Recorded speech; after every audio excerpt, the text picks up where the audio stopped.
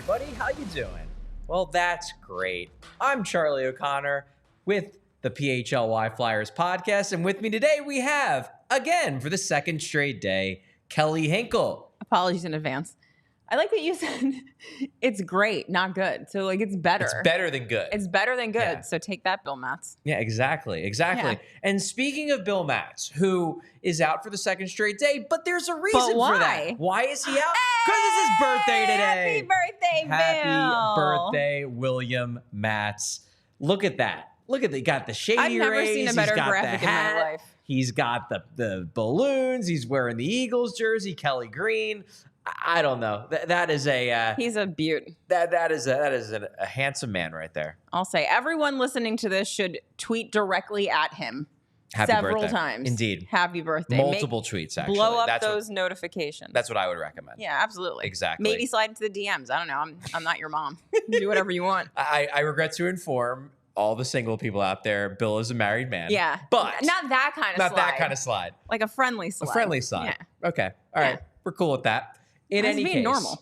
Happy birthday, Bill. Yay! Bill will be back tomorrow for pre and post game for the home preseason opener Exciting. against the New York Islanders. So that will be happening at the Wells Fargo Center tomorrow. I will be there to cover it in person and then be calling in for the post game show as we break it all down.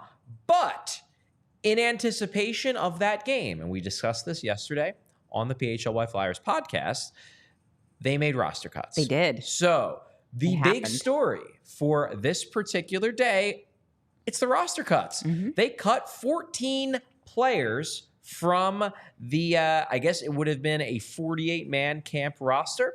They're now down to 44. I would say that none of the players that were cut are terribly surprising. There's no one that jumped out at me on the list of cuts that I expected to still be here in the at the end of the second week of camp. Would you agree? Yeah, for the most part. I mean, we're going to get to it. I was kind of surprised at some names not on this list, but we'll get there. But yeah, all of these guys are like the what was it in that show Lost? Someone wearing a red shirt was always the I never person. watched Lost. Oh. Fix I've been that. told, you know what it is with Lost? I didn't watch it when it first started. Mm-hmm. And then I got behind. So then it became, okay, I'm just going to wait until it's finished so I can watch it in a row. And then when it was finished, so many of the people who loved it told me don't start it because they got so mad about how it ended that I think that was what drove me not to ever start. Okay. I mean, Even fair. though I know objectively it's supposedly a great show. I don't even know if I'm referencing the right show. There was some show where, like, if the character was wearing a red shirt, you knew that they were going to be, like, dead or off or, like, something bad was going to happen to them on that show. Okay. These were all the red shirt guys. This is the second show in a row where I'm making a ridiculous analogy. Yesterday it was a dog coming into the That was a bathroom. great and you're going to the bathroom. Anyway, yeah, these were the guys that I think, if anyone logical was looking at the roster for camp, these are the guys that you would expect to be cut first. They are just guys. I would agree. Or children. Or children. Yes. Exactly. So do want to talk a little bit about the higher profile names. Yes. These aren't guys who we necessarily expected were going to stay for a long time. But I want to talk about some of the higher profile names. I would say the two at the top of this tweet that I put out at 9:55 a.m. when the cuts were revealed. Mm-hmm. The top two are the ones that are probably the most well-known. So you have Carson Bjarnason, Yes. who was the Flyers' second-round pick in 2023 in last draft. And then you have Spencer Gill, who was the Flyers' 2024, one of two 2024 second-round picks. Mm-hmm. So these are probably your two highest-profile guys. And the good news is, I believe both of them had strong camps. I thought Bjarnason looked really good in goal. Better than, I mean, I didn't really know what to expect from him, but I didn't really, I guess there wasn't really a lot of buzz around him the way there was around Kolosov, because people thought he was going to be very good, and also he's full of drama. So obviously everyone's talking about him. Zvragin already getting a lot of buzz because people think he's going to be really good. Right. Bjarnason is one of those guys where I feel like there just wasn't a lot of chatter about him too much, but I thought he looked like a really solid goaltender. He looked pretty good in Allentown in that rookie game. I would agree. He looked good in the bit of time he got in the regular preseason game. I mean, and it's good because goalie depth, never a bad thing when you're the Philadelphia Flyers and you simply don't have any idea what the outcome's going to be. I agree. I think if we're talking about why he didn't get a ton of hype, I think it's probably for a couple reasons, but the big reason was he obviously got taken with a second-round pick. Yeah.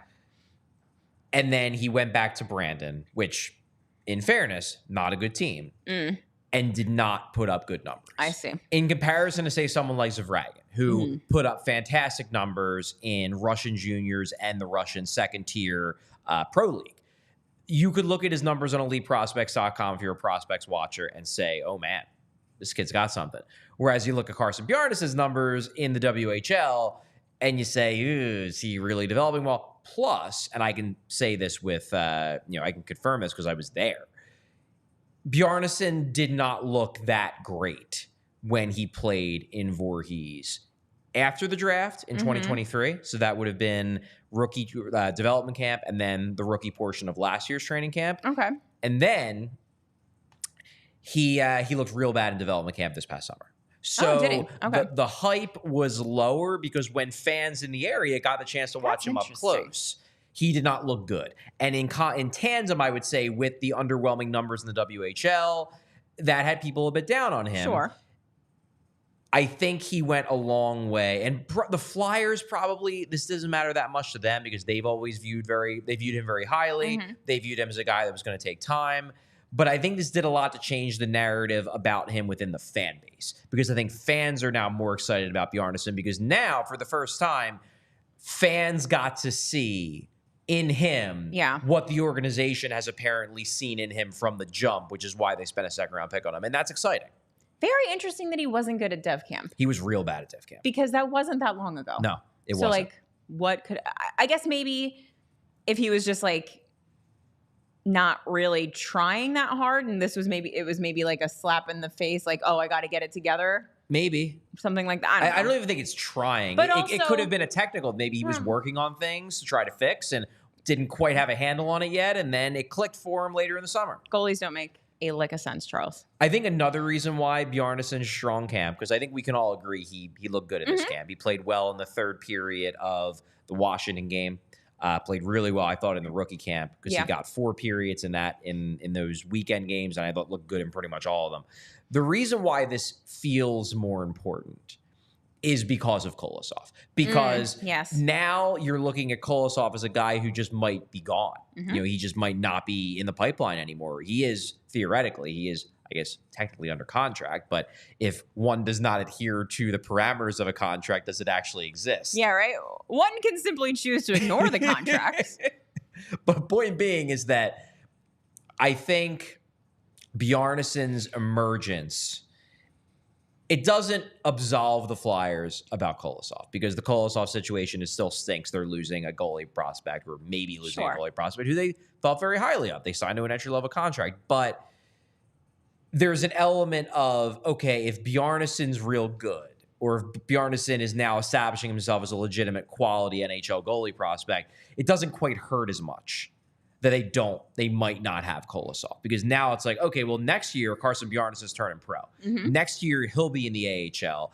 And then Zavragin will spend a couple more years in Russia. We can dream on him. But Bjarnason can be the guy where we only have to wait a year to get the good prospect in the AHL. Rather than, well, yeah, Bjarnason's turning pro next year, but who knows if he's any good. Now, it's like, he might be good. He might be somebody worth getting excited about. And it maybe lessens the sting a little bit of the potential loss of Kolosov, even if it doesn't remove it, because you would still rather have both of them. Always better to have more goalie prospects more than is better fewer. But the fact that Bjarnason seems to be emerging a bit, at least in the estimation of the fans, maybe makes it a little bit easier to swallow the fact that Kolosov could be MIA forever. Yeah, so here's hoping that he gets back to Brandon and he, keeps it up. Yeah. And has like a really monster year and then comes back next year to the Flyers camp situations and looks even better. That would be awesome. That would be great. Yeah. I will say Brandon is not a great team again, so he's going to not have a lot of help in front of him. But if he's legitimately taking a step forward, maybe he can carry the team. Sure. That's possible. Also, I feel like a goaltender, I mean, it's hard if you're just looking at the box stats to know this, But I feel like a goaltender can play really well with a crap team in front of them and still lose games, but still be making strides towards improvement. I don't disagree with you. I do it's think not as easy. It can hurt your numbers. Sure. The numbers because if the team's given up quality chance after quality chance, your save percentage might not look great, even though if you watch the game, you realize, he might have finished with an 850 save percentage in that game, but 2 of the goals were tap-ins where he had no chance, so it makes you look worse. One thing that's also going to be interesting about Bjarnason, too, is whether he earns a spot on Team Canada. Ooh. Because he is very much in the mix for a place on the World Juniors team. He's far from a lock, but again, if Bjarnason has taken a legitimate step forward, he's going to be invited to Team Canada's camp in December. Yeah. And if this is the guy who shows up to that camp, I think he has a real good chance of earning a spot because this guy looks good. The Canadian goaltending picture is kind of bleak, actually. It's not great. No. It hasn't been great for years. Yeah, they kind of stopped developing goaltenders and Russia took over. And now you look at like the Team Canada goalie invites and you're like, oh, that's the best you got. All right. I mean, the big thing... Good thing you have all the other players, too, because otherwise you probably have a problem. Well, the big thing that it comes up in is when you're looking... we have the Four Nations tournament coming up. You look at the U.S. goalies in comparison to the Canadian goalies. And look, Canada has the more talented skater roster. Yes. But the U.S. has a big advantage in goal. Yeah, big time. Like Hellebuck, Ottinger, they have a ton of guys.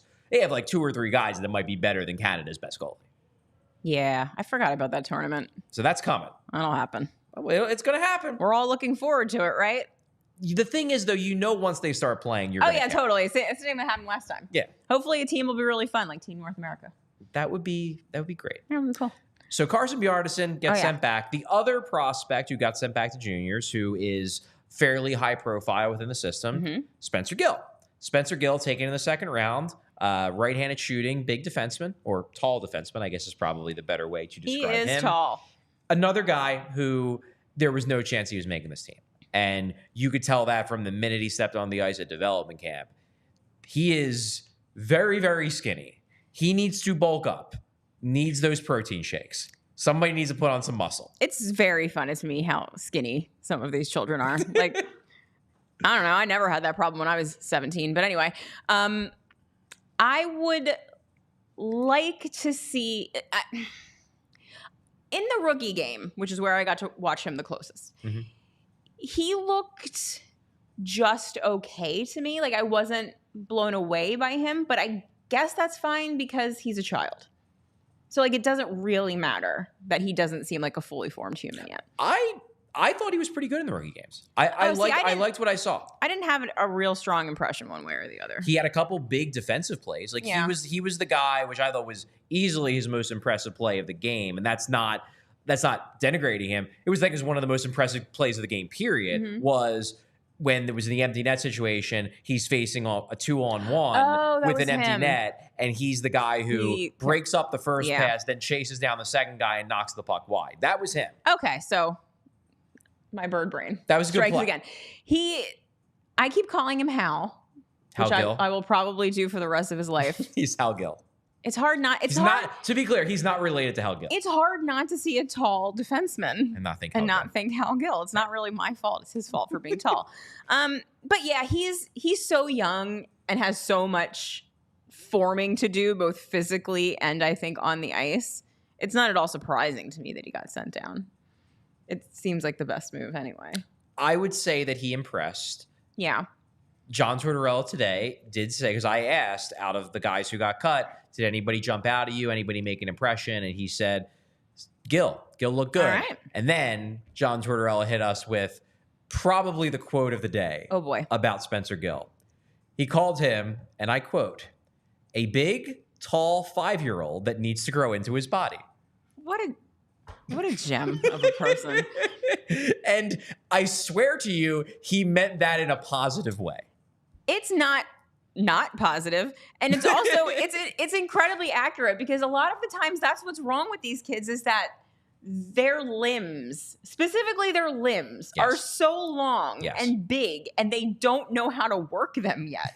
Because like the growth spurt probably hit like 6 weeks ago. And so like he still doesn't know what to do with like all his arms and all these legs. And so They literally do need to like form into full humans before they can effectively be NHL hockey players. So he's going to go home and he's going to hopefully eat a lot of chicken and rice or whatever bros eat when they're trying to bulk up and come back next year. Lifts a lot of weights. Yeah, bigger and more in control of his body, and hopefully will make another good impression on, I'm assuming, John Tortorella. And it's going to take some time. It took Travis Sanheim time to bulk up, even to just being I was going to say, he's NHL. still any day now. Well, he put on the 20 pounds last year. Yeah. But that happened when he was, 26? Right, yeah. He at least bulked up. Yes. By the time he was in his early 20s, he bulked up to the point where he didn't look like rail. Alarming. Yes. Right, yes. And that was enough for him to survive. Yes. But it took him until his mid-20s before he actually looked like a fully formed human and didn't look skinny. He looked strong and built. So hopefully it doesn't take Spencer Gill that long. Aside from those two guys, just looking at the list, Carter Southern, he's a 5th-round pick from 2 years ago. He's interesting. He has not yet gotten an entry-level contract, though, so the Flyers might not yet be sold on him. No. You got some other draft picks in here. Matteo Mann, 7th-round pick. Ethan Sanson was a later-round pick a few years ago. He's on an entry level. A lot of people like Sawyer Bolton, but he's on an AHL-only contract just with the Phantoms. People like him because he's physical and his dad was a tough guy, an NHL tough guy. So that's why people like Sawyer Bolton. Eric Bolton. Yep, that was his dad. That was his dad. God, Alexis Gendron has some. He has some fans, some people in the fan base. People do seem to like him. He has he's like a hipster prospect where there's like that explains 10 a lot people of in the things. fan base who think he's great. Yes. And everybody else is kind of like, yeah, whatever. He's probably an AHL guy. But the people that like him really, really like him. Why though? Because he's fast. He's scored some points in the Quebec Major Juniors. Doesn't everybody score points in the Q? Yeah, but he scored a lot. All right. So I'm not gonna. He's got some believers, is what I'm saying. Maybe it'll turn into something. Who could say? And then you've got Zade Wisdom, who I actually thought looked pretty good in the second rookie game, but it just doesn't seem like it's going to happen with him. Unfortunately, I was going to say it's a bummer. this is probably the end of the road for him as far as like the NHL dream with the Philadelphia Flyers. I believe this is the last year of his entry-level contract. Yeah. So if he's going to make an impression, it better be now, at least with the Flyers. Which is a bummer. We really thought he was going to be something. Yes. We really thought he had something there, and it's just fell off real quick. Yeah, it's a bummer. Maybe he'll figure it out later. Maybe he won't.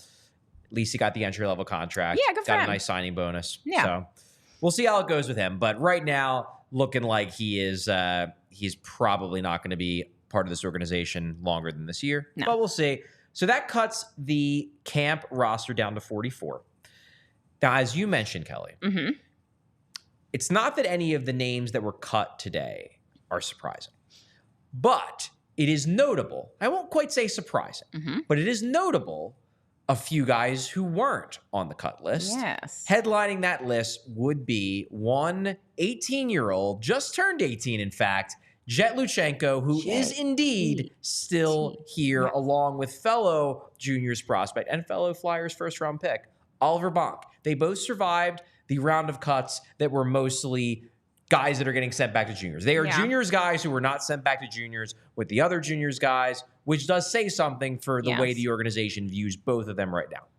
The Luchanko thing doesn't shock me very much because, as you and I talked about yesterday, he's been absolutely killing it, and it's clear that everyone involved in this sees that. Yes. So that one's not totally surprising to me. Even if they don't ultimately decide to give him the 9 games, I could obviously see why you would keep him at camp for the entire camp. Bonk, I was kind of surprised by, only because it's not that I don't think that he's been good or that he's been bad or that, like, the team is like, yeah, no way on Oliver Bonk or whatever. But he hasn't jumped out the way that Jett has. He hasn't, in my opinion, made any reasoning why he would be like, there's nothing about what he's done in this preseason that makes me think he would have any shot at making the team. And it's not only that, and the defense is like formed. Like, where would he even go? Fair. So that was surprising to me, just because it's like, okay, well, he's like not making the team. Like, I don't really think there's anybody that thinks that Oliver Bonk is making the team. It's like, why keep him around?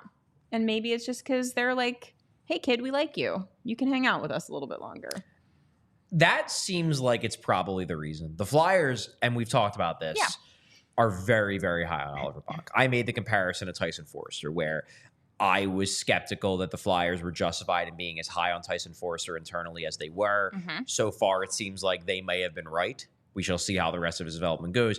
They seem to have the same kind of love, the same degree of love for Oliver Bonk in terms of their view of him versus consensus view. Yeah. I do think, though, and to be clear, I don't think he's making the roster, and we'll get into why in a few minutes, probably after this upcoming ad read. They sort of show their hand a little bit in terms of what the hierarchy is at the moment. But there is an element with Bonk where I don't know if he's ever going to be the kind of defenseman who pops. What they love about him are the details. And it's possible that even though he hasn't jumped out to us, that there might be things that they've noticed that make them think he's had a better camp than we think he's had, if that makes sense. It does. He might end up being one of those defensemen where if you don't hear their name for the entire game, they had an outstanding game because they didn't.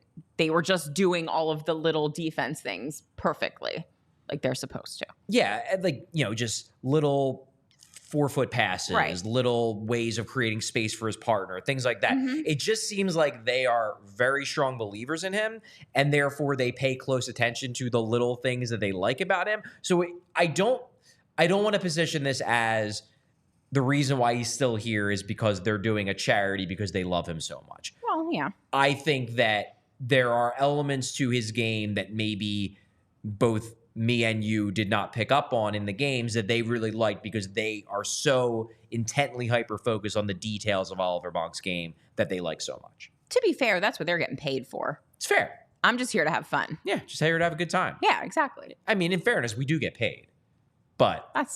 You make a fair point. We do. But I'm mostly here for the vibe. Mostly the vibes. Yeah. Mostly the vibes. So before we get into an ad read, I do want to make this point.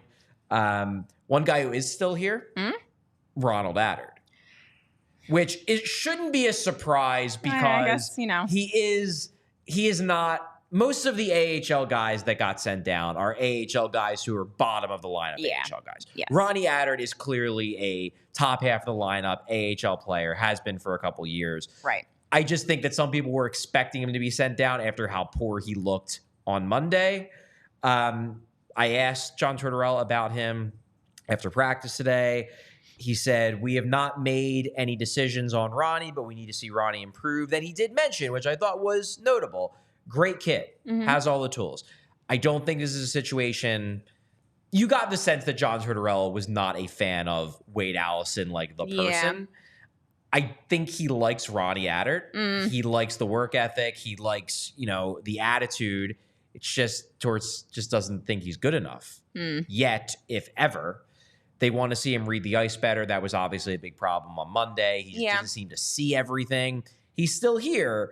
Unclear whether he will get another preseason game, though. Maybe he's just here to skate around and then go down on Sunday when Phantoms camp starts. See, I feel like if you're going to keep him here, you probably ought to put him in games because I think you made the point yesterday. I forget who you said didn't come on till late in camp. Bobby Brink. Bobby Brink. It's only been 2 preseason games. True. Like, there is a chance that Ronnie Attard goes to sleep one night and wakes up one morning and has somehow figured out how to play hockey. I woke up in the morning and the pain was gone. Exactly. He just wakes up and realizes how not to turn the puck over in a one-on-one situation directly in front of his goaltender. So I kind of hope that he sees more time because I just don't see the point in keeping him up. If they're giving him the Zamula treatment, if they're giving him the, listen, we're going to give you every opportunity to make this roster because you can, then you got to give him every opportunity. Otherwise, just, let it go. I just think the way they're looking at it is they have so many AHL guys that are close, and Attard has, to this point in camp, been the least impressive of pretty much all of them. Yeah. I'm not sure if he gets another game because they're going to say, well, we want to give a game to Andre, another one. We want to give another game to Hunter McDonald. And sorry, we also have to play our NHL guys because they got to get themselves in shape for the real games. Fair. So are there any spots available for Attard to get in another game, or was Monday his one chance, one opportunity, and he didn't capture it? I guess we're going to find out. Yeah. We're going to see. So we shall see. But I don't really even have a transition What else here. should we see, I Charlie? don't really have a transition, but one thing that you should check out are our great partners at Empire Today. Flawless. Empire Today. With Empire Today, you get shop at home convenience. You get the right product for your needs, quick and professional installation, and a price match guarantee. Empire Today is the best place to get new flooring. So of course, Kelly, they have copycats, obviously. Yeah.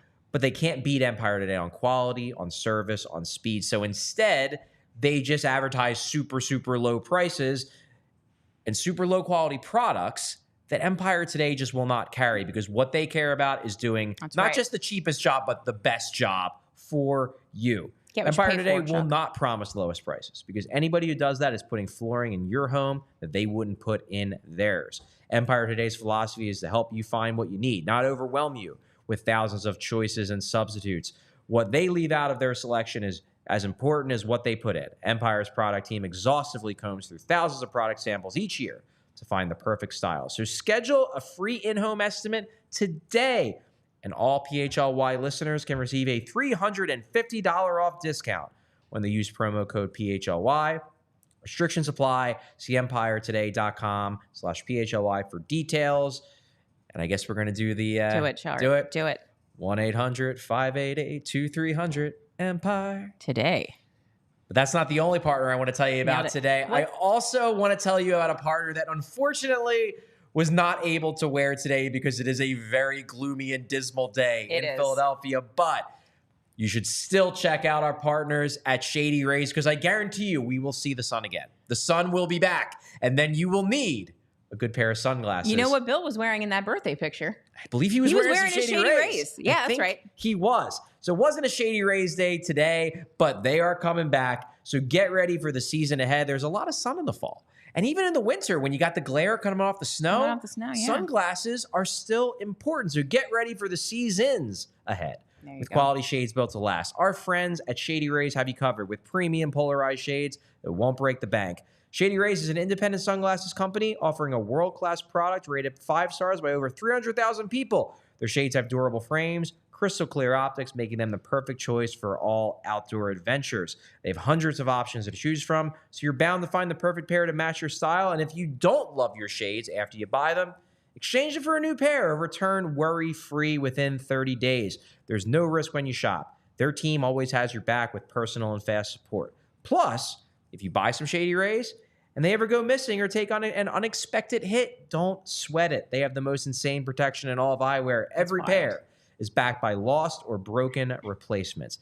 And exclusively for our listeners on the PHLY Flyers podcast, Shady Rays is giving out their best deal of the season. Head to shadyrays.com and use code PHLY for 35% off polarized sunglasses.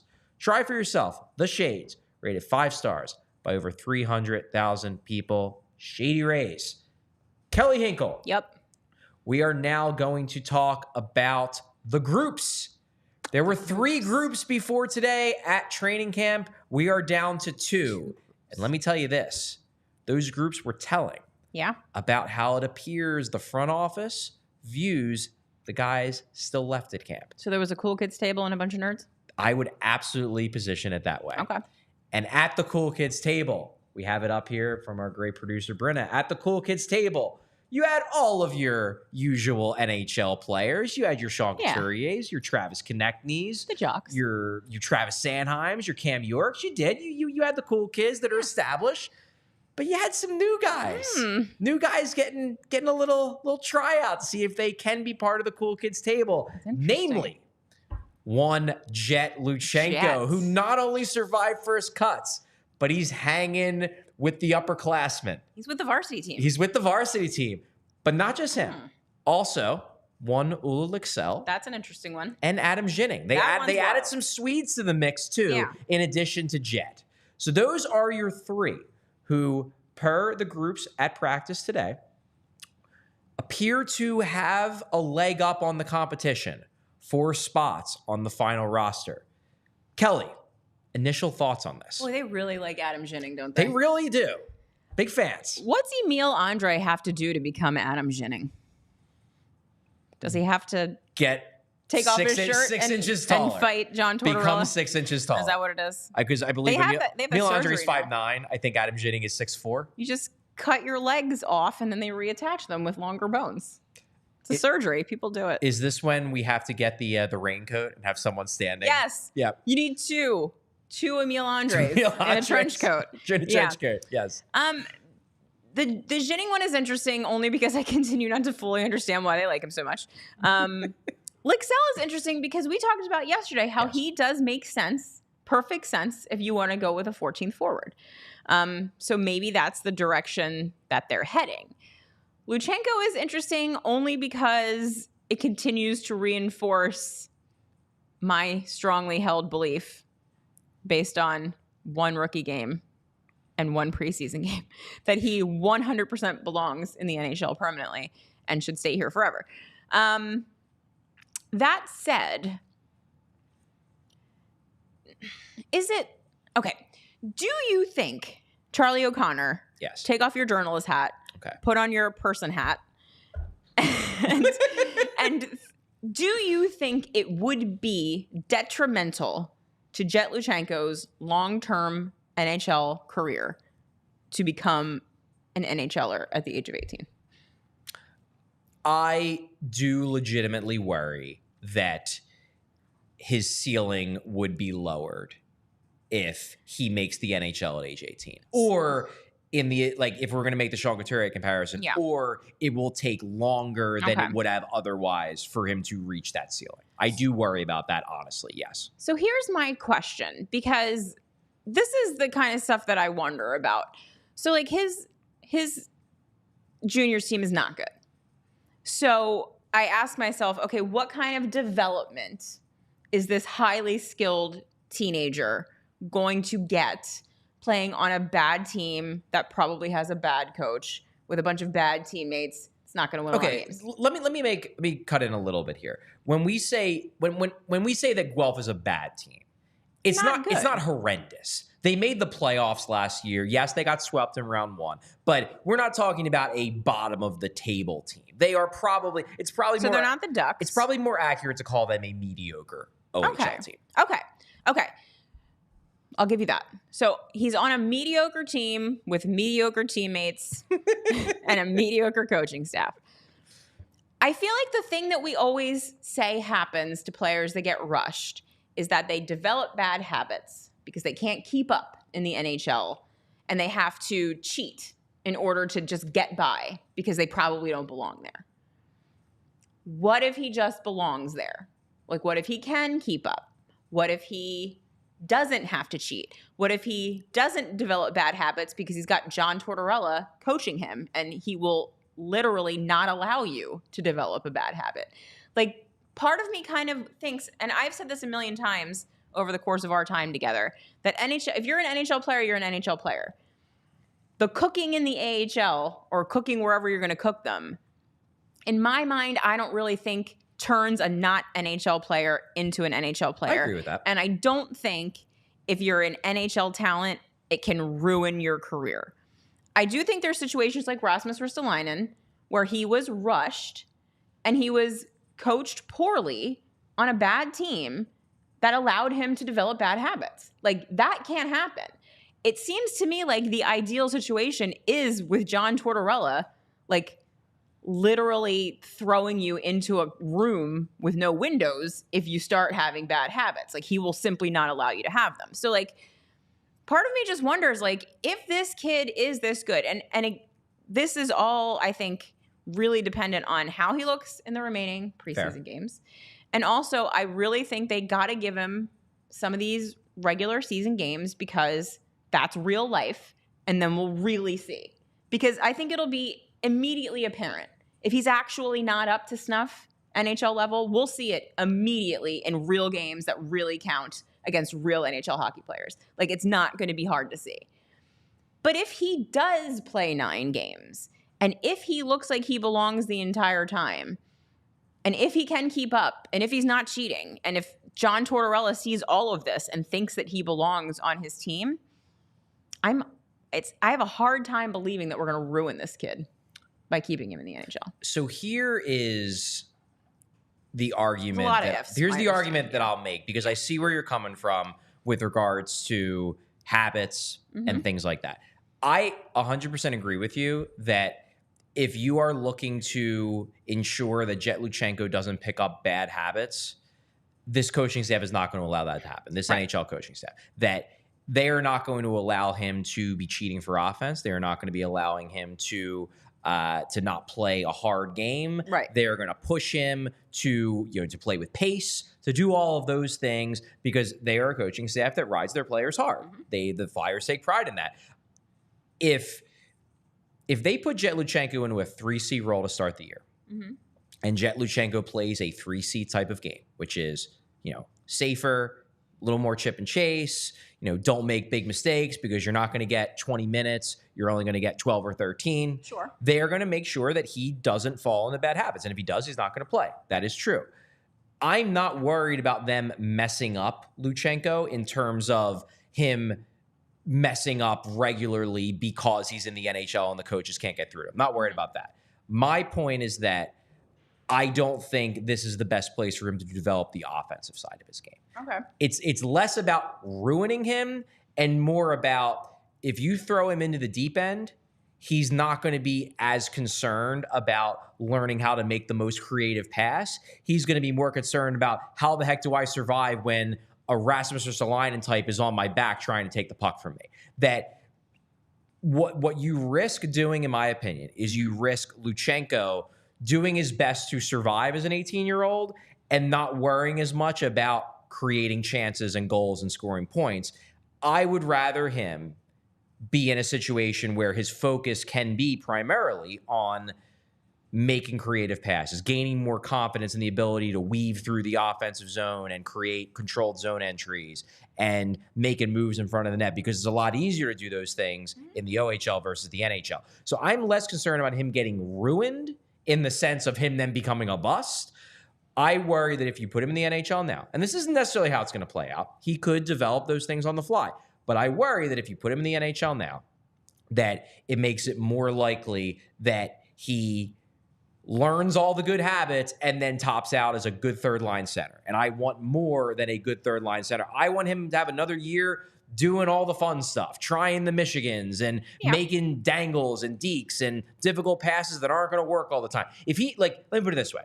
If Jett Luchanko tries in the first period of game 2, if he tries 2 difficult passes and neither of them work and both of them end up get him sent the other way, John Tortorella is going to be like, kid, you can't do that. It's not that no one is allowed to do it, but you're not allowed to do it because you clearly can't do it at this level. And then what's he going to be incentivized to do? Not do it as much. He's not going to yell at Mitchkov for that because he knows Mitchkov can make those passes. Right.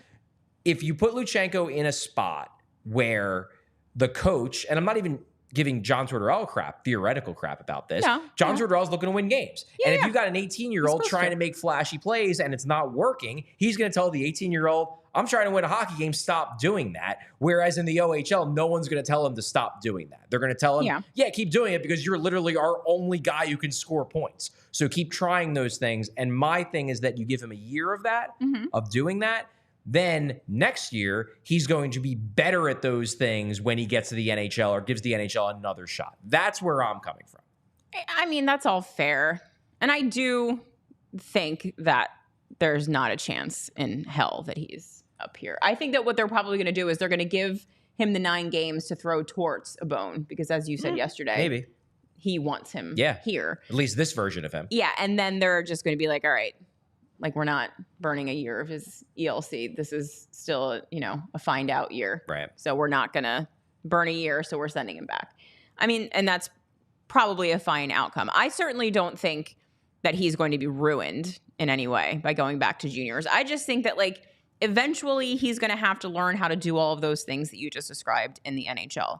Eventually it's going to be harder to do all of them. And he's going to have to learn how to do them against harder players. He will.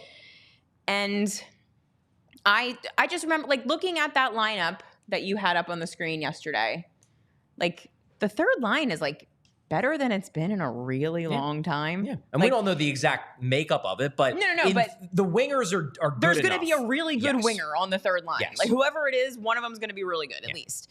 And there it is. So like, I mean, if you're centering Brink and Farabee, like it's not like you're not going to have opportunities to do things because these guys know how to score goals. And it's been a while, I feel like, since the Flyers had a third line that I can look at and be like, oh yeah, they can definitely go out there and score goals on like a pretty regular amount of pace.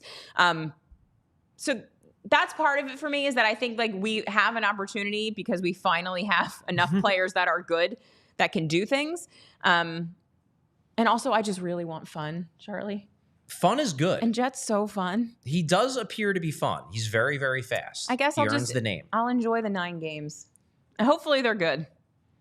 It would be kind of hilarious if they put him in like the first NHL game. He's like, "Oh, I'm just no, I can't do this." Well, so Sorry. here's a question.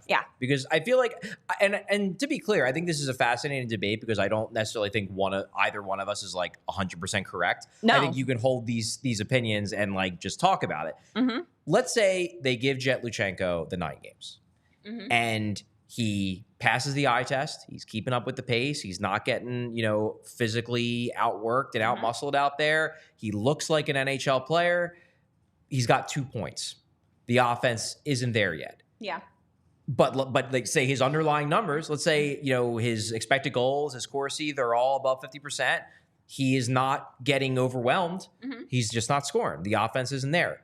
Do you keep him because you say he's still a good third line center? He's driving play. He's doing the little things. Or do you say, no, we're sending him back because we want you to foster the offense? Where do you fall in that situation? So I think if we looked at any player over 9 games that was driving play and had really good underlying numbers, but just wasn't getting the puck in the back of the net, I feel like we did this with Forster. You say like, eventually it's going to start going in. Eventually he's going to start scoring goals. And I feel like if there were no option but to keep him, my logical thought process would be if he looks good and the numbers are good, eventually the puck's going to start going in. That said, I think that I feel that like I might be closer to what John Tortorella feels, and I feel like you're definitely closer to where Briere and Jones are. Right. And so I feel like for Briere and Jones to be convinced to come over to this side, he would have to blow the doors off against actual NHL competition. And 2 points in 9 games, regardless of your underlying numbers, not blowing anything off anything. So I think that would just be the end of it. But I mean, I kind of feel like my expectation is that it doesn't really matter what he does. Like if he's 11 points in 9 games, I don't think that Danny Briere is going to want to keep him up. See, I have more confidence that if he stands out the rest of camp, and then if he earns a spot, and then he gets the 9 games, if he stands out in those 9 games, I think they would keep him. You think so? I do. Yeah, I absolutely think they would. Right. I just am skeptical he's going to stand out. Yeah. It'd be fun if he did. It would be real fun. Yeah. It would indeed be real I'm excited to find out, Charlie. It's a good year for it's a good year for both effing around and also finding out. We're going to do a lot of finding out. I'm into it. What I'll say about this conversation. Yes. And honestly, I'll give Flyers Twitter some credit here. I feel like this has been a relatively reasonable debate about Luchanko. I haven't seen, maybe I'm just not frequenting the corners of Twitter that are the craziest, but I haven't seen a lot of name calling and you're an idiot. I think this has been a reasonable discussion. However, in the future, it could get out of hand. And if it does, what should we do? We might have to chill a little bit. Just might have to chill. And if you have to chill, when you have to chill, this is when you go and grab a Coors Light. Between work, social media, the choices life throws our way, the Philadelphia Flyers hockey team all the time. Every day. It's no wonder we're worked up. Coors Light celebrates rising above and choosing a chill mindset. Why not you turn a rained-out barbecue into a karaoke house party or after a tough loss? And it's Flyers, so there's going to be some. They tend to do that on a fairly regular basis. There's going to be 18 of them. 18 losses, that's it? Write it down. Settle scores with an ice-cold peace offering. Make the choice to choose chill, then reach for a Coors Light. It is mountain cold refreshment. Now, I can say personally, covering this hockey team, dealing with the chaos that is the Philadelphia Flyers, dealing with the human being that is John Tortorella on a daily basis, I often need to chill a little bit. You do sometimes. I do sometimes need to chill. And when I do, I reach for a Coors Light, which is cold lagered, cold filtered, and cold packaged for a smoother finish. So when you embrace a chill mindset, it's a good time to choose chill and crack open a Coors Light. Make the most of those times you choose to chill. Get Coors Light delivered straight to your door with Instacart by going to CoorsLight.com/PHLY hockey. Celebrate responsibly. Coors Brewing Company, Golden, Colorado. I hope William Matz is enjoying a chilled Coors Light for his birthday. So do I. He Kelly. Probably is. Do have one more partner I want to tell you a little bit about, though. A new partner brought on by our good friend John Marks. Check out his show at 8 a.m. every weekday. Glatt Hair Restoration, which is now part of the Morgenstern Center. Glatt Hair Restoration is under the direction now of renowned plastic surgeon Dr. Ken Morgenstern. Doctors Glatt, the late Dr. Glatt, and Dr. Morgenstern shared a remarkable bond that spanned many years as colleagues and friends, from collaborating on research studies to working together in the operating room. So it is the same peerless approach to care, the same expert team, same unmatched Glatt system, same state-of-the-art location, same stellar results. Each member of this exceptionally trained team brings 30-plus years of industry experience. Hair restoration is all they do. Now, anyone can buy equipment and say they do hair restoration, but only Glatt Hair offers decades of proven results using an innovative approach and delivered by leaders in the industry.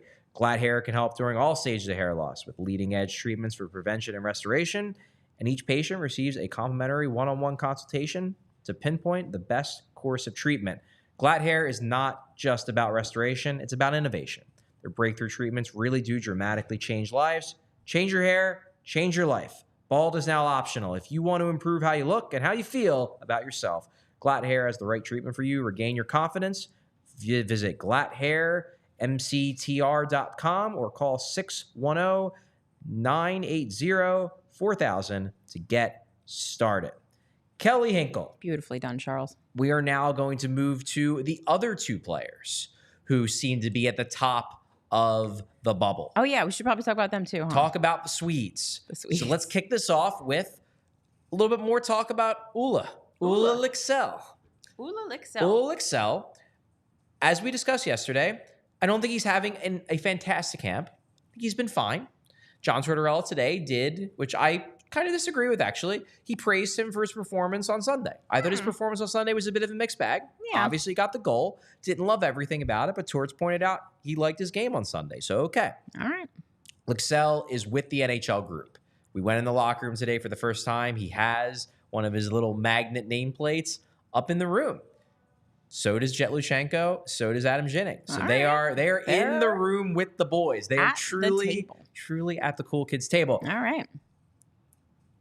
With Lycksell, though, do you think he should be on this team?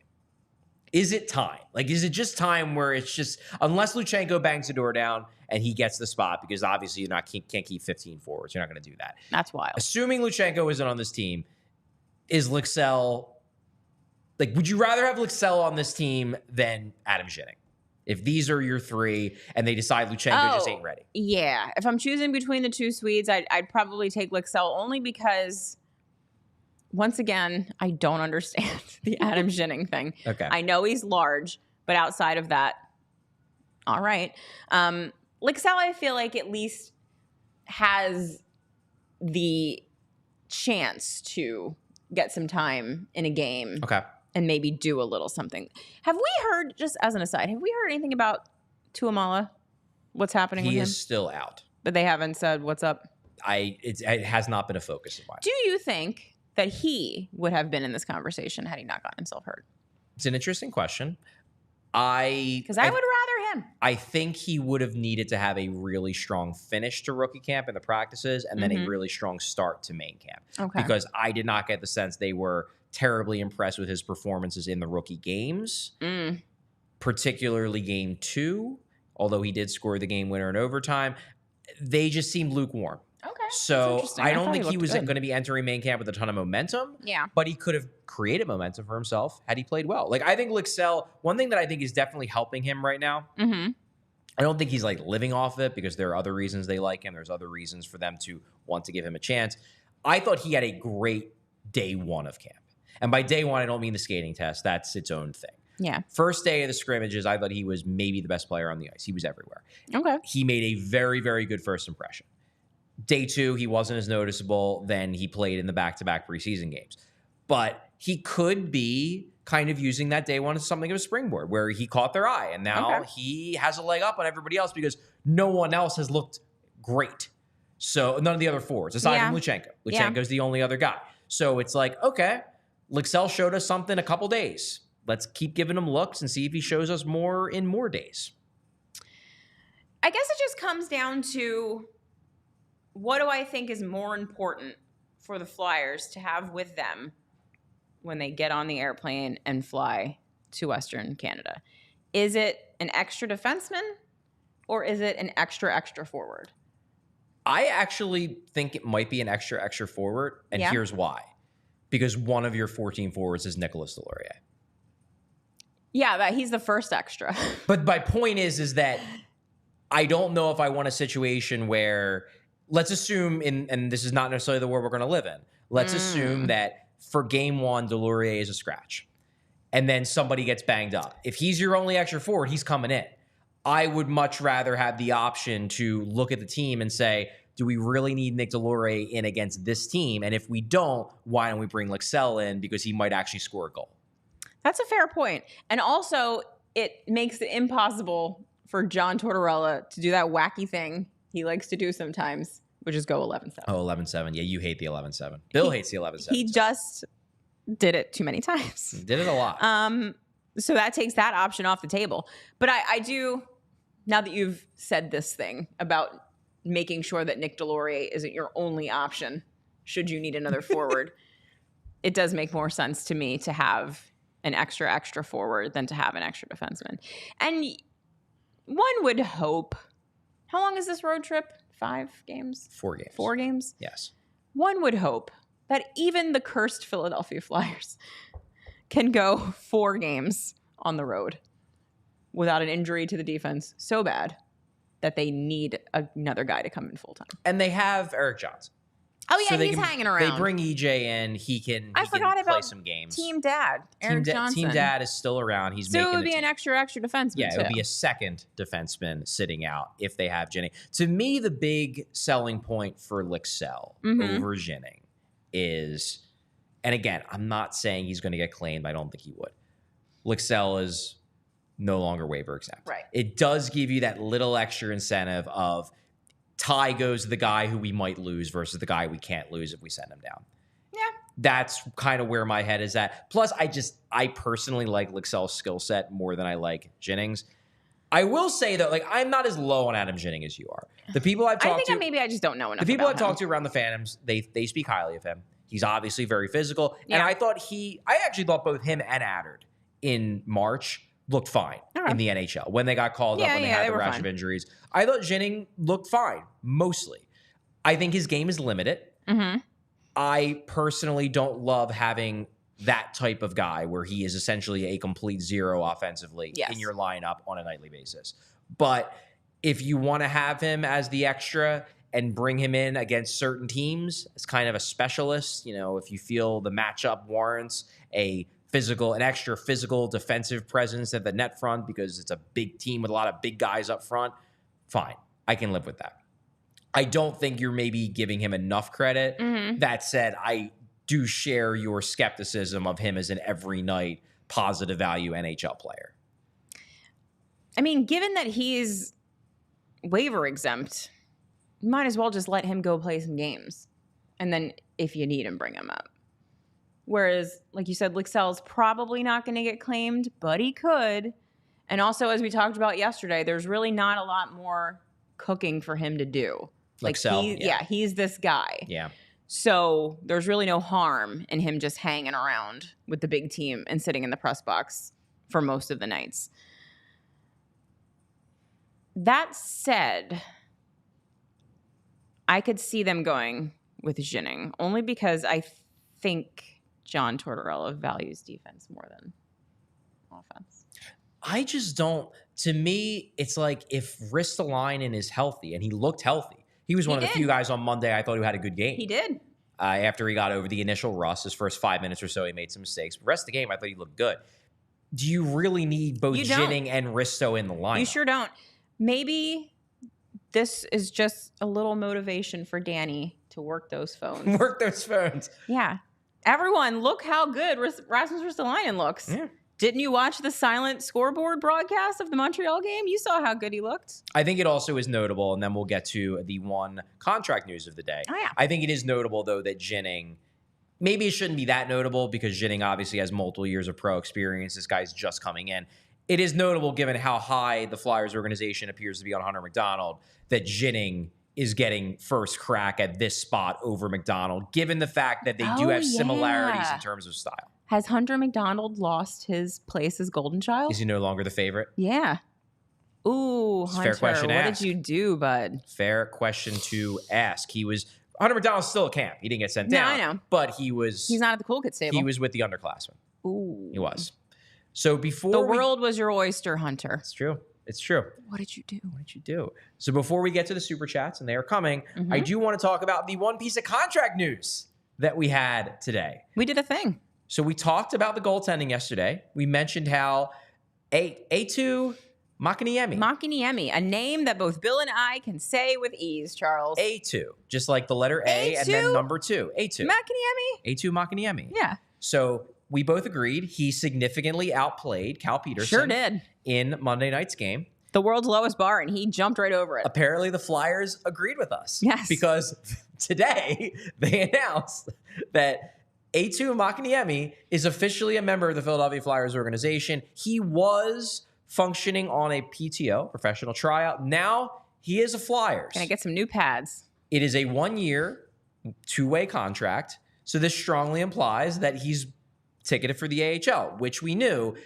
It does appear that he is sliding right into that vacated Alexei Kolosov spot. I was going to say, he's almost certainly going to be the starting goaltender for the Phantoms. Alexei Kolosov, this could have been you dumb child. All you had to do was wait 5 minutes for your opportunity, and you couldn't do it.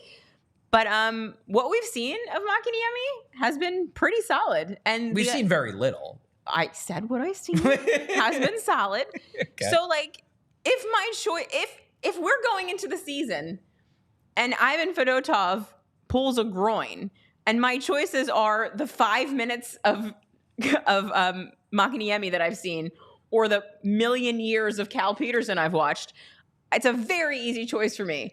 I'm calling up Mäkiniemi and seeing what happens, because he at least looked like a functional goaltender. Yeah. He was pretty good. He was passable. I will take it. You'll take it. I'll take it. You'll take it. Want to take this time before we close out the Mäkiniemi talk to thank our PHLY diehards. Yay! Thanks so much for everyone who is a diehard member, who reads all my articles, who's part of the Discord. We're very thankful to have you, and we'd love, if you're not yet a diehard, we'd love to have you on board. It'd be great if you join our community as well. It would be much appreciated, and I think you would enjoy yourself. But yeah, Mäkiniemi is now he's at least one of the 2 AHL goalies. I think most fans are going to look at him and say, well, he's not Cal Peterson, so he should be the first guy that comes up. My guess is that they'll probably start out the AHL season splitting time, because they do, say what you will about Cal Peterson, they do believe he finished out the AHL season strong after he got sent back down that final time. He put up better numbers, improved his save percentage at the end of the season. So I don't think they're going to strip the job entirely away from him to start, especially for a guy who they just brought in out of the blue. But one would assume that if we are 3 weeks into the year and Mäkiniemi has a 910 save percentage and Cal's down at 890, Eetu is going to be getting more of the starts. I mean, Cal has had his moments over his career. It's true. There was a time period where LA thought he was their goalie of the future. There's a reason why I was going to say there's a reason why he's on this contract that he's currently on right now. One assumes that given equal time on the Phantoms, Mäkiniemi will outplay him. I would say that if he doesn't, we then quickly know that Mäkiniemi ain't any good either. And then it's like, you know what? And then it's once again, Alexei Kolozov, you dumb child. You dumb child. There it is, right there for you to take it, but you're a big dummy. Amazing. God bless. Okay, so Super Chats. That's basically everything. So now we are going to finish up with the Super Chats. And our first Super Chat is from longtime viewer JH. Happy birthday, Beefcake Bill. Thank you, JH, for that. Thank you so much. It's nice that you're flirting with him and he's not even here. Love it. I love it. Gary B has our second Super Chat. Another longtime viewer, listener. How was Attard not a day one cut? We talked about this. Great question. I think it would have satiated the masses if he was a cut, the people who actually sat through that Monday game with no commentators. Bill noted that in a YouTube rant this morning, I believe. He was all of us in that video, it yes. It was all of us. I still think they view Attard as someone who, if he clears waivers, and I believe he will be a top half of the lineup AHL guy. They will likely wait until Sunday when Phantom's training camp starts. And hey, I love a good redemption story. If Ronnie Attard is in the lineup on Thursday and he scores 2 goals and changes this whole narrative, that would be awesome. Stranger things have happened. Very much enjoy writing about that for our PHLY diehards.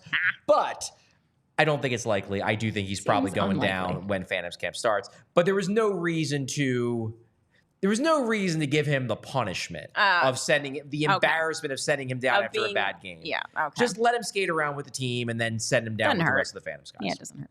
Our final Super Chat, we got another one from JH. JH is just giving us money today. Will Bet365 have a Farabee doors per 60 bet option? Oh, this is a reference to the game where Joel Farabee got 2 shifts and then was benched the rest of the game and then spent the entire game opening the door for everyone. Not this year, baby. It's Bumper Beezer. Bumper Beezer. Bumper Beezer, you and I. Yeah. Bumper Beezer. Yeah. There will be 0 doors per 60 I saw the power play during the first preseason game. It's Bumper Beezer, Mitch below the goal line. Okay. And Drysdale up top. Drysdale up top. You're welcome. Kelly, I want to make it clear that if Farabee in the bumper is a thing and he scores lots of goals, like I am absolutely stealing Bumper Beezer. Yeah, it's yours, Charles. That could be that has like it's community property. Has PHLY t-shirt potential. Hell yeah. Sit a bumper box. Patent pending. Bumper Beezer. Patent pending. Pending. Well, Farabee has to actually do it. He did it one time. Yeah, that's all it takes. If he does it 10 more times, maybe we can print up some shirts. There you go. Let's go. I love it. Well, Kelly, we had 2 days, just the 2 of us doing shows. This is a lot of fun. Yes. It's a lot of fun. I hope you all enjoyed it. Really do. But that is all we have for you today on PHLY Flyers, the podcast. Thanks for watching. Thanks for listening. Tomorrow, we will have a pregame and a postgame show. The birthday boy, Bill Matz, will be back. The return of Beefcake Bill. Return of Beefcake Bill. Can we put that on a shirt? Maybe. Like a wrestling shirt that says Beefcake Bill? Yeah. That's like his heel name. Mm-hmm. Love it. So check that out. I will be joining for the postgame show. But check out the pregame show. Check out the postgame, though. Thanks for watching. Thanks for listening. We all silly like the mayor.